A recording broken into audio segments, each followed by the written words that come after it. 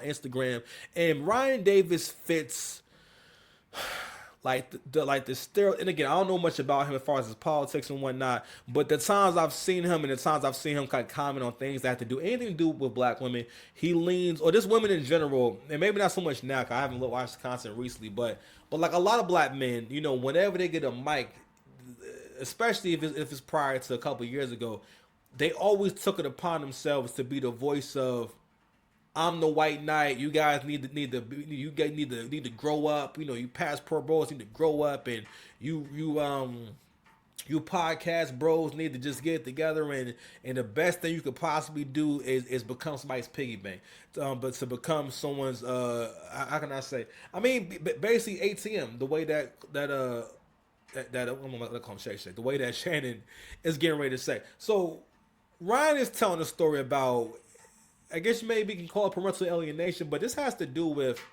more than anything. And I learned this by listening to Angry Man. He talks a lot about the woman's influence on the children and how the children see the father. And what Ryan is talking about is really real life. I mean, now all kids kind of do this and all kids kind of think this way. But Ryan is speaking on, he felt like he lost the relationship that he had with his daughter, and it got to where it became transactional and everything, right? And I was on Twitter, and the reason why I saw it was because some witch on Twitter was basically saying in so many words that he was talking bad about his daughter, that he's making his daughter look crazy. One day his daughter will see this interview and it's going to hurt her so much to hear you talk like that. Now, mind you, this guy is sharing his personal feelings and experience and what's important to him. And what he's just saying is that I really love the relationship I used to have with my daughter, and when we used to spend time together, and she loved me for me, right? And the way that Ryan is describing it, he's saying, listen, the way she is now, if I'm not giving her something, if I'm not taking her to buy something and whatnot, she acts as though she can't be around me. And don't get me wrong, that may have to do with when she sees you and what usually happens when she sees you, and you may have to have a conversation, right? But at the same time, I feel like one thing that's solely lacking in terms of our upbringing is not many women make it a point, make it a very, not just, oh well, if I get around to it and everything, maybe if I feel like it, I'll honor your father, I'll honor the dude who put babies in me. Because you gotta think about it, right? If this is the dude that you've had kids with, it has to be a pretty important person, and vice versa. Why wouldn't you want your children to look at that person in an esteemed light? And I'll tell you why. Again, because in the Western world, we created a mindset, we created a culture, created this whole society where one of the things we do is make sure we keep the average man from ever thinking he can be anything. And the first step in that, this is what a narc does to you. A narc always wants to convince you that you don't deserve to have nothing. Whatever you're complaining about not getting, you're not getting it because you ain't supposed to get it. And yeah, I can give it to you, but I'm not going to give it to you because I can't, because I don't have to. And we see this going on in relationships and whatnot. And another thing I want to comment on too is the fact that if you are a man and you have kids and your kids are shitting on you and showing you that they don't fuck with you or they don't like you and stuff like that, fuck them kids.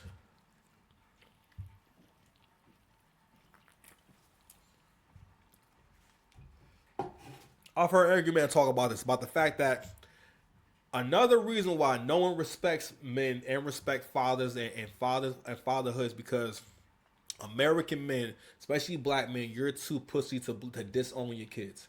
You're too pussy to disown your kids. What Ryan Davis should have done is wash his hands of that girl and focus on what he's doing and make some more children. When you a rich man like this and whatnot, yo, he can afford child support for this person. Again, your emotional ties to these people in your family and your life, especially women that you so called love. Listen, the child that comes from the woman that you can't work things out with, burping. Sorry for burping. She's not raising that daughter to respect you. She's not raising that daughter to exalt you, even though you are their father. She's raising you to think that when you go see your father, you make sure you get everything you can from him. Period. You make sure that you spend as much money as possible. All right. Because what the mother of the child wants to always do is transfer all financial responsibility as much as possible to the father. Which, don't get me wrong, I get, you need help and whatnot, but we also got to talk about the brainwashing, the influence, right? Or even like I remember like a while back, you know what I mean? A friend of mine was having an issue like with their kid, and I was thinking like, damn, I wonder if it has to do with how the mother talks about him. Anyway, let me go ahead and play the clip for y'all. Went from I love my dad to let me see what I can get out of here. And when she started looking at me as access to like material things, You were ATM. Now all of a sudden you weren't dad, you were an ATM. broke me. Broke me. Because it was like I only want to be around him if I can get something out of him. So let me ask you this: Did you sit down and have a conversation? How did you come to the realization that it was, yes, this is my child, but my child only wants to be around me because of what the access that she has to things, perfume, jewelry, clothes, makeup, whatever the case may be. It's heartbreaking. It's heartbreaking because it's like it's heartbreaking because it's like my daughter saved my life. So before we get into this whole thing, right? So this is all right. So you see him starting to get emotional on camera. The kind of men who will get emotional in public. Don't get me wrong. I'm not saying he doesn't have a right to be emotional, but the kind of men who will bring up a story just to get emotional in public. That means that they're probably a deeply emotional person. What he's going to get into is basically he's going to get into how much of a loser he used to be before his daughter. And don't get me wrong. A lot of guys have these kind of awakenings into their 30s and when they have kids, and a lot of times they will change. I had a similar transformation, and a lot of times it is the nudge you need because you have you have more responsibility, you have more of a reason to do it, right? But that's child's play, right? And he's going to get into he starts off by saying she saved my life. Here's the thing about all that stuff, right? I'm not saying that he shouldn't talk about it, but obviously this is someone that's made you feel slighted, and he is being nice about it. Men often will not tell you how bad they're being treated by women in their family, women in their life, and their loved ones. He's giving you a snapshot. He's giving you a teaser. He's giving you an idea of what's going on between him and his family. I mean, if it's to the point where he's crying about it right now, that's how you know it's serious. Also, too, another thing too, guys who are it's a difference in not being real cute and everything, and then also being like an unattractive guy and a guy that doesn't have the best genes, right? So a lot of times, what I find, and this may not sound nice, guys like this are always the biggest simps, or they're more susceptible to doing some simping ass shit. You know what I'm saying? Meaning that they're more, again, they're more likely to show up online on some blue pill stuff. They're more likely to be pushing the whole daddy's girl idea. This all this, how can I say, naivete. And that's another thing too. And this is another instance of how black men struggle with leveling up and going to the next level. You know what I mean? And it's understanding that you are not in the realm of regular men. You are a higher value guy, right? And coach made this observation. We were talking about that coach who got fired over out there in Michigan for his personal affairs, right? In Ryan Davis' situation, what he's not understanding is that you are not a regular guy. You're basing her idea how she looks at you on a regular guy. You are also a rich man, right? So you gotta realize that you will have a different relationship with the mother and with her because of of who you are and what you are. Another thing too is the more successful you are, the more you become that thing. It's kind of like a girl. It's like a woman in a big booty. If she got a big booty, a lot of how you see her has to do with her having a big old ass. And if she was to somehow not have it no more, that would be so weird to you, and you maybe wouldn't want to be around the woman no more. If she could just be a friend, if you used to have a big fat ass and now she just don't no more, it's weird. Actually, I know someone like that. It was because they lost weight, but I know someone. When she was heavier, her ass was so fat, it was crazy. And she still has a really nice shape and whatnot. But when I see it now, I always mourn her big, because she like she had one kind of asses where like it looked like she had surgery. Like that's how much that shit poked and stood up like a real talent. But you already know, like, really regular in the face. Women who have the nicest booties, like big booties, be the most regular to almost kind of ugly. They don't really just say be ugly. They supposed to be kind of ugly and just like regular, like super mid, like not necessarily pretty or ugly at all. Just plain Jane. You know what I mean? Shit, who want to fight? Who want to fight? You know what I mean? But yeah, so guys like this kind of always fall into this because you got to realize, like, yo, a dude like this doesn't really have ambition because he's going to talk about how basically, he's a loser. He had no ambition and he became motivated to go to the next level because of her. But I'm going to tell you guys right now, if you want to really get out here and get it, you got to find a way to do it for yourself. A lot of y'all don't have the balls to do it for yourself. You don't have the balls to say, this is what I want to accomplish for me. Like, nigga, I want to drop some fly shit for me, not for who going to be in the passenger side. Who going to be in the passenger side don't matter. I could switch that out. I can restock at any given time. I can reload and change it up at any given time. I want to live in a nice ass house for me, not just for a family. Hey, if that happens, all right, cool. But I want to do it for me first. I want to wear fly shit for me. I want to get in better shape for me. Cause you'll also find you have better results when you're doing it for yourself. I think it's a good way to start, and it may be your start, right? But you gotta do it for you. I'm not a very motivated person.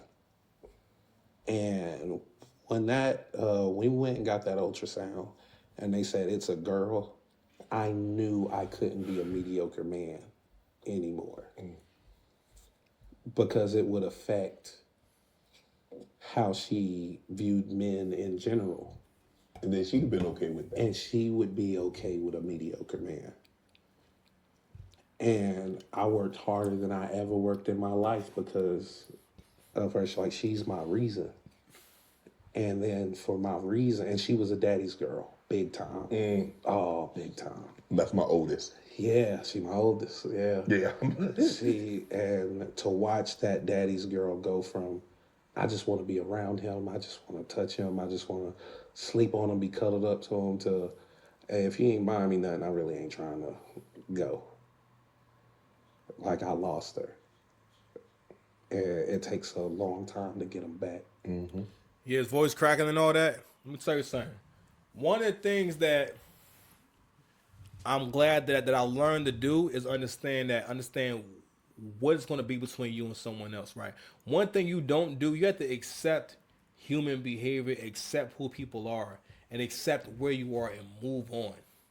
Because the thing about the relationship is that the respect is not there if it seems like one person is working hard to get the acceptance or the approval from the other person.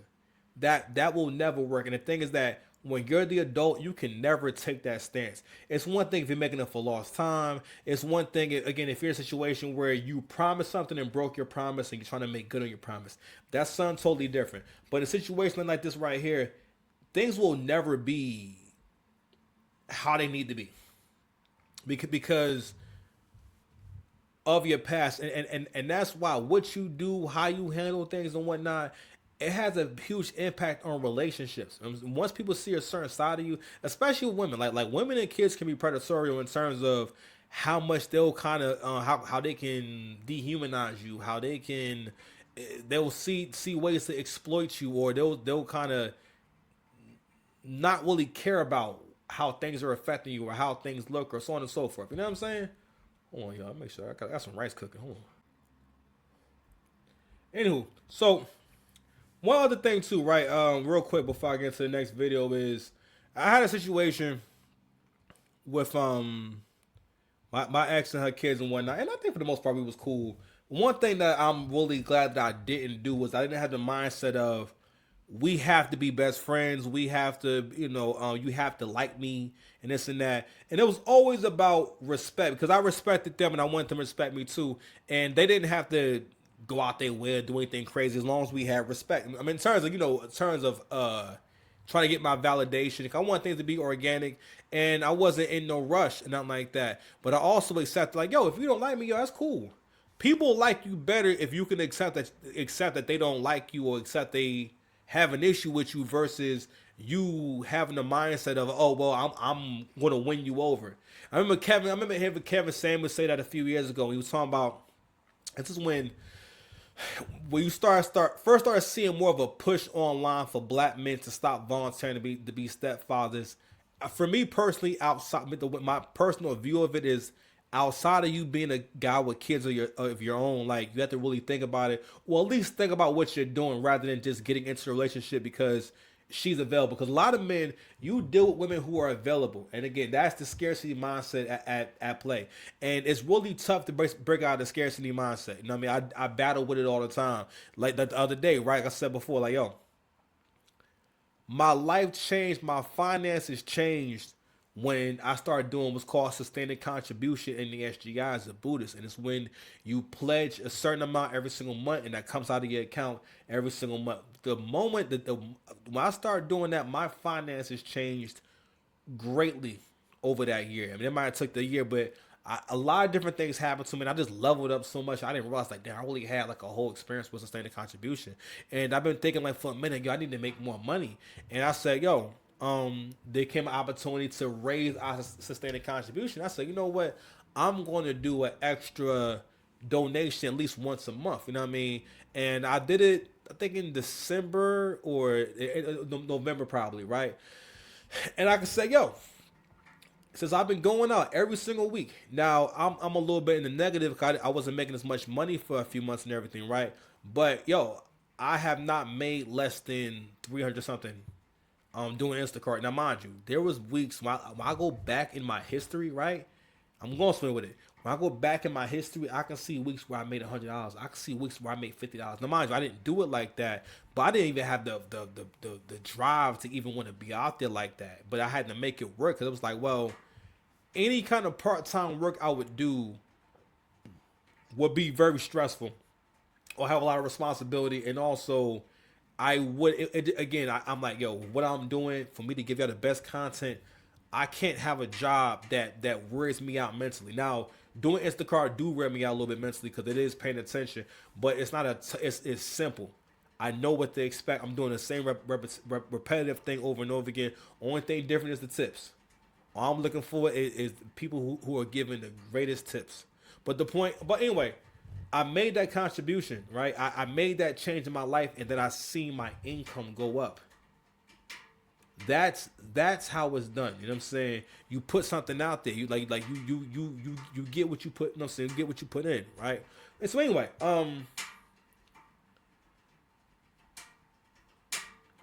men, y'all have to have the balls to end relationships.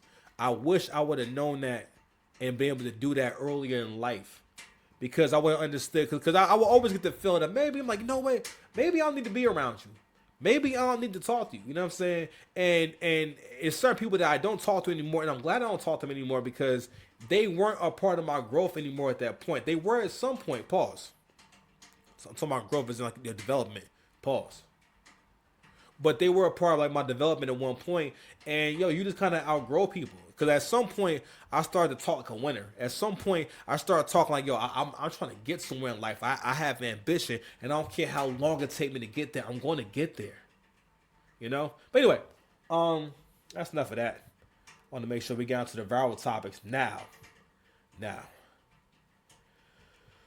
we don't have much time, so not going to get too deep into any of this stuff. But I want to get into Queen of Kings real quick, okay? So Queen of Kings, aka Rose and Brett, okay? They are, how can I say?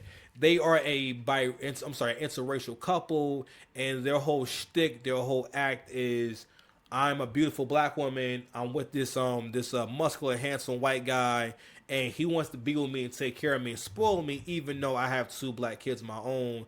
And not only is he with me with these two kids, he's like really hands-on and engaging. I'm gonna tell you something right now. Whenever you see men overly engaging with other people's kids, that's always a sign of that nigga's broke. Okay, now I did procure a few YouTube shorts, and let's check them out.